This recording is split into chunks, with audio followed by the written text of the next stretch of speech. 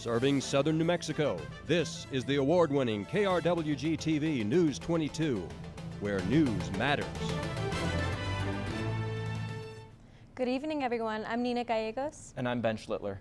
New Mexico lawmakers in Santa Fe are working to strengthen abortion access in New Mexico.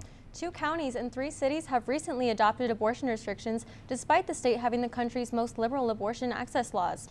The proposed bill would prevent local governments from limiting access to reproductive and gender-affirming health care. State Senate approval on a 23-15 vote means the bill will likely reach Democratic Governor Michelle Lujan Grisham, a supporter of abortion rights. Legislators in New Mexico are pushing legislation to rein in unofficial force patrols to halt migrants near the Mexican border. The bill would make it a crime for these armed organizations to engage in public patrols. Punishment includes felony penalties, including prison.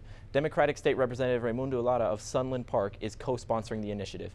Banned paramilitary activities also include interfering with government operations or a government proceeding and actions that deprive others of their rights. The New Mexico legislature is working on a bill to strengthen regulation of the oil and gas industry. It would allow the Oil Conservation Division to respond to environmental concerns. Right now, it can only prevent waste of natural resource.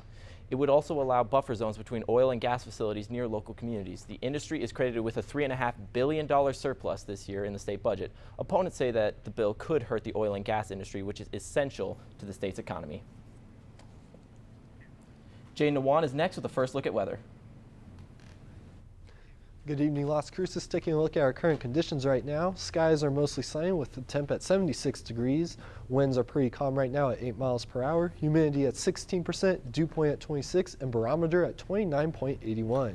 If we take a look at our high for today, it was 78 degrees with an average of 65, a low of 41.7.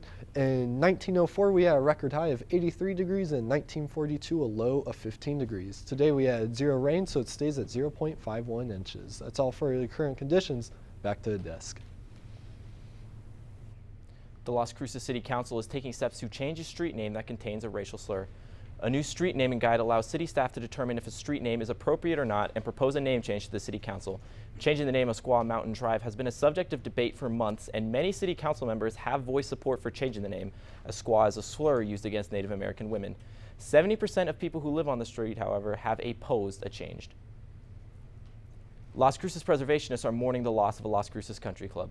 The country club was built in the 1920s and was demolished by a Las Cruces-based realtor and development firm. Prior to the demolition, the building was an abandoned homeless encampment with concerns about asbestos. Mayor Ken Miyagishima offered city funds to help move the building, but preservationists were unable to raise the rest of the money. Developers plan to build apartments, homes, and shopping centers in its place. Ever wanted to take a closer look at the heavens? Well, look no further than the Tombaugh Observatory right here on the NMSU campus. Both planets Jupiter and Venus aligned with clear skies for the 3rd Tombaugh open house. Telescopes of all sizes were set up for the public so that they could take a look at the 2 celestial bodies and their moons. And if you missed this one, don't worry. Topic of interest in astronomy, and then have people go look in the telescopes and see whatever interesting objects happen to be up at the time. Talk about some topic of interest in astronomy, and then have people go look in the telescopes and see whatever interesting objects happen to be up at the time of our open house.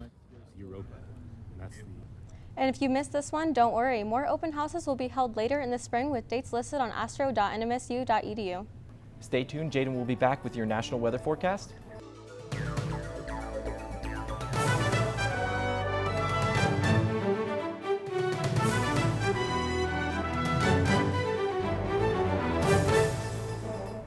Welcome back. You're watching News 22 Wednesday, where news matters.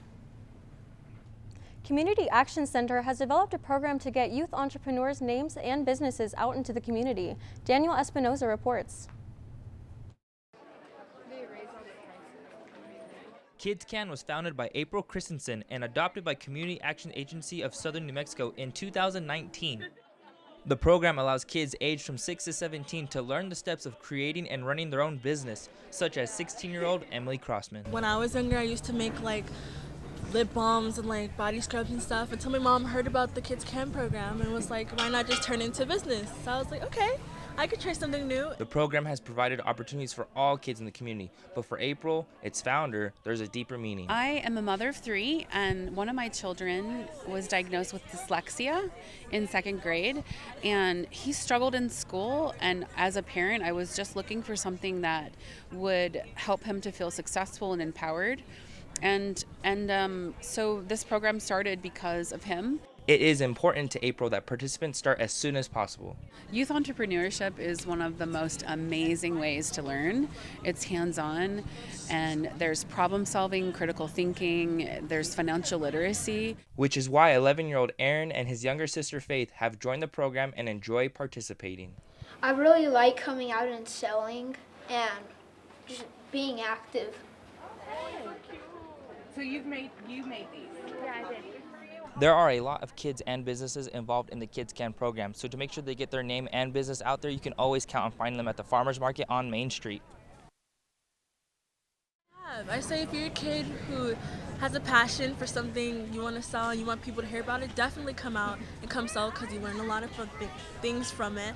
And if you don't want to continue a business in the future, that's fine. But I think you learn a lot with people because in life you have to learn how to deal with people. So you'll learn a lot from this business. So you're going to take that with you all through life. Daniel Espinoza, News 22. We're seeing a record early start to allergy season. Waves of the yellow-green pollen dust are flooding the air and coating everything from car windshields to sidewalks. In Atlanta, the pollen count climbed to extremely high range on Monday, the earliest in 30 years of record keeping. Washington, D.C. has also hit a high pollen record for this time of year.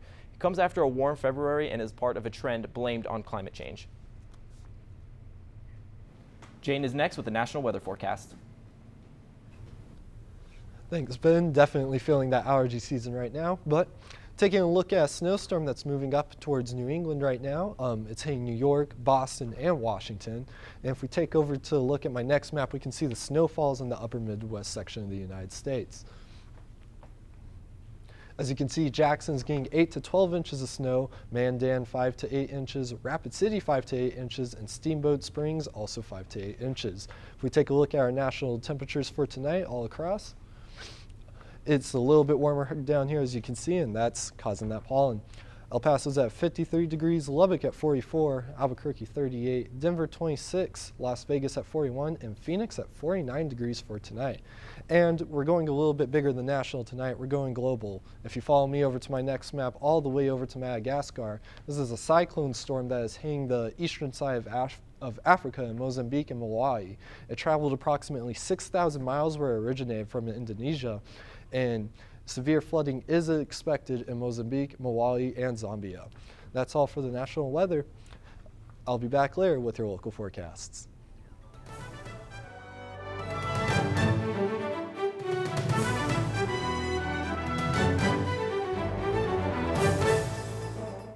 Welcome back. You're watching News 22 Thursday.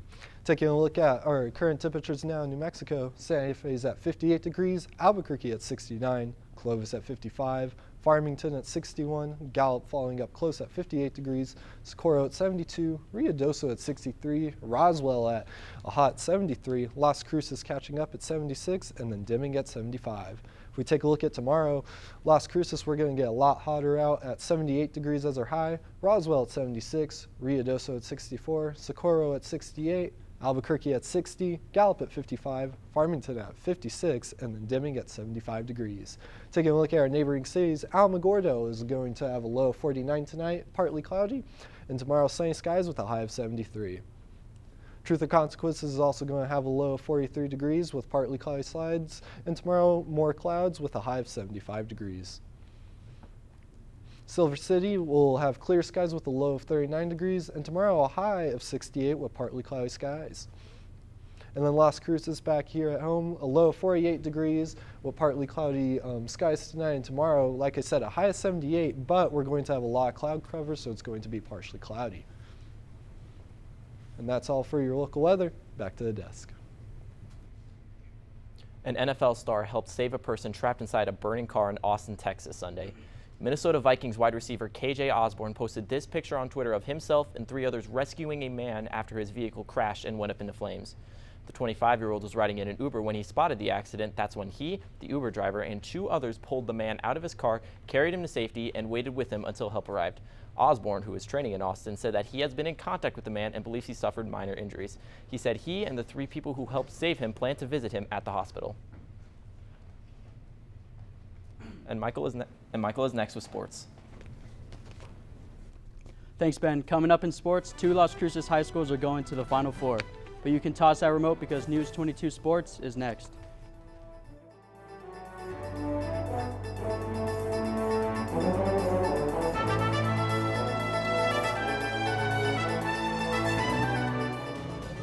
This is KRWG-TV News 22 Sports.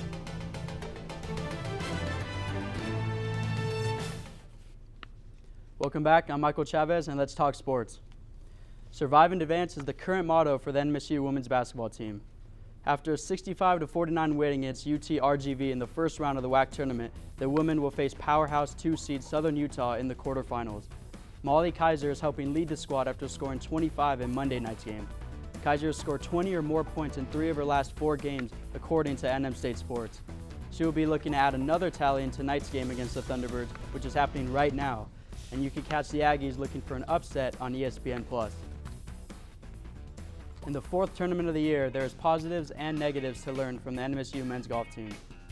This past weekend, the Aggies traveled to Scottsdale, Arizona to play in the Desert Mountain Intercollegiate hosted by Michigan. The men finished in 5th place out of 16 teams with the help of Aiden Thomas and Alexandre Baudin finishing in the top 10. The men coming off a 2nd place finish a couple days before this weekend, showing some positives for the rest of the season.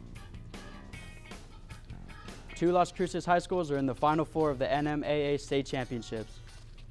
Starting off with the men's side, Oregon Mountain came into today's game as a 5 seed playing West Mesa and Albuquerque at the pit and dominated from start to finish, becoming the only boys school in Las Cruces in the semifinals, awaiting the winner of Volcano Vista and Trisco Heritage, which takes place tomorrow. On the girls' side, Las Cruces was able to hit a stunner on Farmington with a late 3-pointer by Leela Ashita to tie the game at the end of regulation and eventually winning in overtime. The Bulldogs will face Volcano Vista tomorrow. And that's all for sports tonight. Join us for more sports action tomorrow. But still ahead on News 22, Jadon will be back to take a look at your 5-day forecast. But first, it's International Women's Day. More on this when News 22 continues.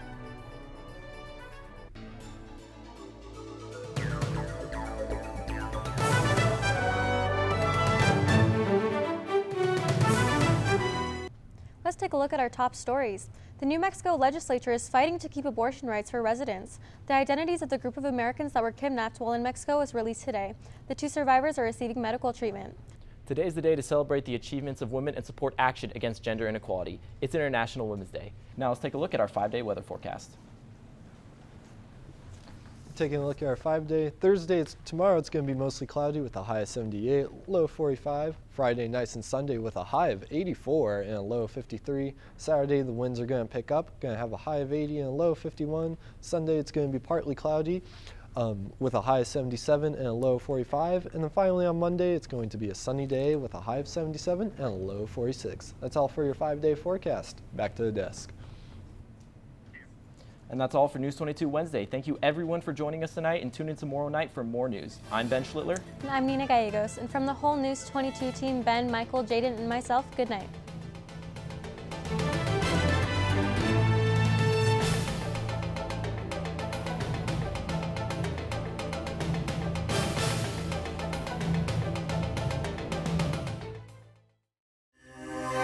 This news brief in Español is brought to you by Noticias 22, Spanish language news for southern New Mexico and West Texas. Noticias 22. Hola, muy buenas tardes. Gracias por estar con nosotros en Noticias 22. Yo soy Karen Sánchez. Los legisladores de Nuevo México han intentado frenar los esfuerzos de las patrullas paramilitares para detener a los migrantes cerca de la frontera internacional con México. Estos son imágenes de abril del 2019, en donde un hombre armado acampó enseguida de la montaña Cristo Rey en Sandon Park, Nuevo México, cuando estaba vigilando la frontera. Este proyecto de ley surgió el lunes tras una votación por parte de la Cámara de los Representantes con el respaldo de las demócratas. Además, esta legislación colocará a Nuevo México entre varios estados que evaluarán cambios este año a las leyes antimigrantes y a las organizaciones paramilitares. Sin embargo, esto ha generado críticas por parte de la población, ya que creen que estas prohibiciones podrían motivar a estos grupos a violar los derechos humanos de la gente fronteriza. En este punto, los legisladores republicanos opinan que esta falta de protección militar podría aumentar el crimen y violencia. El histórico Club Campestre Trust Clubhouse, construido en 1929 en Las Cruces, Nuevo México, ha sido demolido este martes por la mañana. El edificio de más de 90 años había permanecido abandonado desde que el campo de golf y el club de campo cerraron en 2011, por lo que ya estaba vandalizado por grafitis y con ventanas rotas. El edificio había sido construido en 1920 por la famosa firma de ingeniería y arquitectura Truss y Truss, con sede en El Paso, quienes también habían erigido el Hotel Paseo del Norte y el Templo Masónico en El Paso, y la demolida Escuela Alameda en Las Cruces. Según informes, la demolición del Club Campestre se llevó a cabo por Nye First Valley, una empresa inmobiliaria y de desarrollo con sede de Las Cruces, con la intención de construir apartamentos, casas y centros comerciales. Sin embargo, residentes dijeron que la demolición representaba una muerte más para ellos, ya que habían crecido con el edificio toda su vida. Debido a esto, muchos buscaron reservar el club, mientras que otros lo consideraban una molestia visual. Esto ha sido todo por nuestra parte. Síganos en nuestras redes sociales. Buenas noches.